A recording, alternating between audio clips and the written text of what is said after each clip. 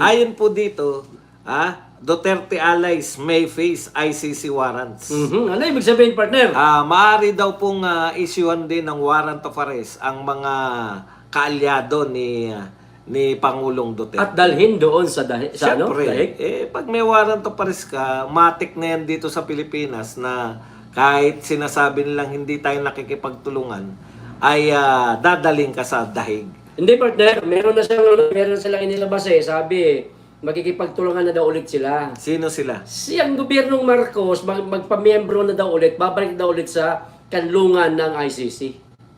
Baka pinag-aaralan pa lang. Oo, partner. pinag-aaralan. Hindi basta pwedeng dinideklara lang yan. Pinag-aaral. Kasi pag merong ganun, balita sa lahat yan, di ba? Oo, Hindi totoo. naman natin nababalitaan. Pero ito, partner, ang nagsabi po nito ay si Conti. Kaya Conti. hindi reliable. Konti katotohanan, maraming mali. Conti.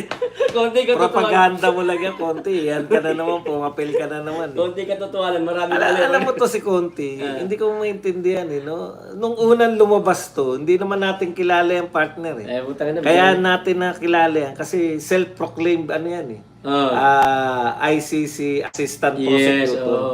Puta, kala talaga natin, big time to, may Assistant Prosecutor pala Sabi rito. ko, meron pala nagtatago Na dito. Pilipino. Pilipino tapos partner, nung diniklara, Konti utak daw. Tatawa ka rin Oo, partner talaga naman Yung diniklara na ni Kaufman na hindi naman pala inaprubahan ng ICC yung titulo niyan.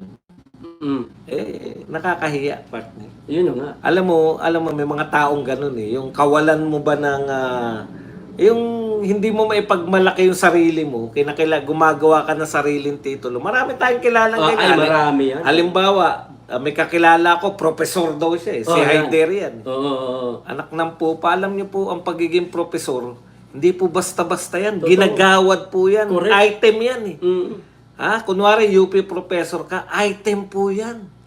Ginagawad ng UP sa'yo yung pagiging professor. Hindi po yan Hindi po yan simpleng nagtuturo ka lang, professor ka na agad. Marami tayo nagkuleyo. partner, maraming nga gustong kumuha ng item pero hindi mabigyan-bigyan ng item. Correct. Kasi ginagawad yan. Titulo po yung pagiging professor. Kaya karamihan po, yung mga hindi assuming na mga nagtuturo sa koleyo, ang tawag natin sa kanila, instructor lang, partner. Instructor lang yan. Di ba? Coach, yun, coach. Nag-college tayo. Oo. Kaya instructor lang. Pero yung mga makakapalang hiya, yung walang mga laman sa pagitan ng dalawang tenga. Utak. Walang laman siguro totally lang yung sa pagitan ng dalawang tenga nila. Napuno. Kinakailangan nilang dahil para ipagyabang yung kanilang titulo. Hindi ko naman sinasabing si Haider yan yun. Hinalimbawa ko lang, Professor Haider yan. Totoo bang professor yan? Kasi kung ganyan po ang mga professor, anong uri ng mga estudyante na produce niyan? Correct. Siguro ganito. Huwag naman. Grabe ka naman. Oy, magandang gabi kay Ma'am Alona. Kaya itong kay Conti, matagal na yan Si Bato, huhulihin. Klaruhin lang natin, partner Yung kay Conti, ito yung mga alyado ng Duterte na sisilbihan din ng warrant. Tsaka by this time, siguro naman, alam na nila Senator Bato. Sila Senator Bato yan. Sila Senator Bongo. Alam na nila yung gagawin nila by this time. Tinitiyak naman kasi siyempre una, nagkabiglaan, binigla lang. Pero ngayon, alam na nila na hindi sila sasama malamang, partner. Hindi, dahil kinakailangan iharap pala yan sa local court. Hindi, tsaka partner, hindi na nakakapagtaka na hindi isama o hindi silbihan ng warrant itong mga aliado ng Duterte kasi lumabas na yan, partner, doon sa Oplan Horus. Natandaan Tama, mo? partner. Yung Oplan Horus. Nandun yung pangalan ni Bato, ni Bongo, na sila daw ang isusunod. Pero naaawa din ako sa mga kalaban ng mga Duterte, partner. Bakit? Alam mo kung bakit? Kasi nung una, yung mga Tricom, Quadcom, Quadcom. iba't ibang uri na Pinagtulungan committee. na. Oh. Alam mo partner, ang hinala ko dyan, talagang ang target nila, kako, sa Quadcom, ang target nila, mapakulong sa ICC Oo. si Tatay Digong. Oo. Tapos sa ibang committee naman, makasuhan si BP Sara sa impeachment. Maraming salamat kay Sari-Sari. Iyan. Ayan, may nagpakulay din. Nagpakulay. Tapos tuloy, partner. Naaawa ko, partner, kasi yung kumbaga yung main goal nila, yung main goal nila, na-achieve na nila dapat. Nakuha na eh. Yung main goal nila na mapakulong si Tatay Digong at makasuhan sa impeachment court si BP Sara, Naroon na. nangyari na eh. Pero taliwas yun sa resulta. Kasi ang kaya nila gustong ipakulong si Tatay Digong para mawasak na yung political capital ng mga Duterte. Yun, oo. Di ba?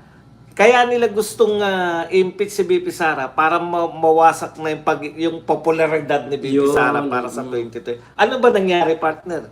Wala na bang clout ngayon si Tatay Digong o wala nang influensya si Tatay Digong? Mas lalo pa buhat na napakulong. Mas lalo pa nga lumakas, partner. Diba? Kahit si Inday Sara, kita nyo, napakaraming paninira nila kay Inday Sara, partner. Ano ba nangyari? Hindi tumatalab. Ang trust rating, hindi basta-basta yung partner ha, trust rating yan, pagtitiwala ng taong bayan yan sa pangalawang pangulo, pero mataas pa rin, partner. Pati yung sa, anong isang rating, ano yung isang... Approval rating. Approval rating naman yung isa. Approval rating. Diba? Dalawang survey company na nagsasabi na number 1 si BP Sara. Correct, oo. So, tapos, itutuloy na naman nila. Wala pa rin. Alam mo, partner, dagdag ko lang, no? Kaya nakakaawa kasi parang na-attain nila yung immediate goal nila pero yung epekto Wala pa rin. Hindi, ito, susugan ko yung sinasabi mong sige, naaawa ka sa kanila.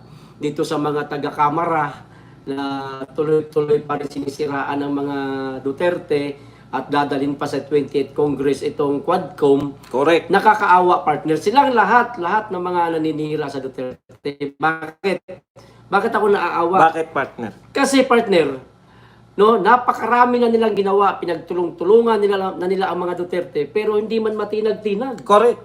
No? Pakalakas eh. Kasi yung sinasabi nila na yung mawawala na yung popularidad ng mga Duterte tapos wala na sila impluensya. Grabe, partner. Nakita natin sa senatorial race.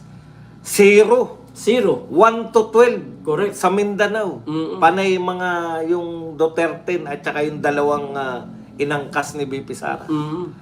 Grabe po talaga yung epekto ng pagpapakulong ninyo. Baliktad. At ang epekto pa sa kanila, ano nangyari, partner, sa mga kilalang leader ng Quadcom? Oh, talo. Talunan. Talunan. Oh, di ba? Si Mr. Google. Talo. Iya. Si Abante. Talo. Yan. Pero pinilit na maging manalo. Pero talo. Ibig sabihin, kung masusunod yung kagustuhan ng tao, talo talaga siya. Oo. At saka tandaan natin, partner, yung inapi nila ron, no? Na ninakawan pa ng hopya. si Marcoleta. Si Marcoleta. Senador na. Siya yung naging senador. Oo, pero diba? ni isa sa kanila, sa mga leader ng Quadcom, Tricom, at lahat ng committee na yan, ni hindi nagtangkang maging senador. Totoo yan. Ibig sabihin, partner, hindi nila yung backfire sa kanila kasi natalo sila mismo sa dati nilang mga posisyon. At saka, hindi sila umunlad sa ginawa nilang pagbanat kay BP Sara. Kung si Trillanes nga, partner, mayor na lang tinakbo, natalo pa eh. Di ba? Yun yung mga known leaders. At saka si Rizal Tiberos na numero 1, iniwan ng mga kakampi, partner. Yun nga yung nabanggit ko sa programa natin, partner, na bigla akong sumingit habang nagsasalita ko. Backfire sa kanila, partner. Nag-backfire. Hindi ko lang sinabing backfire. Hindi, yung ibig ko sabihin, nakasama sa kanila. Yun yun. Naaawa ka. Yun yung naaawa ako dahil nakasama sa kanila yung mga, imbis na sila itong paniwalaan ng mga tao, partner ba? ganun pala. Ito pala mga ginagawa ng mga Duterte. Ayaw na natin sa mga Duterte. Pero partner bago mo ituloy yan, huwag ka sana mawala lang. Alam ko magpapakape din sa akin yan si Chris Ay, Misipi. sigurado. Antay mo, papasok yan sa'yo. Antay mo. At saka yung nagpakape sa'yo, magpapakape din sa akin yan. Ayun, di ba? Tuloy mo na, partner. Ayun na, tuloy ko na. Nawala ka na. Hindi pa. Imbis na maniwala tao sa kanila partner, ay mas lalo patuloy silang nasira sa mga ginagawa nila sa mga Corrected Duterte. by. Yan yung sinasabi natin. Mm-mm. Part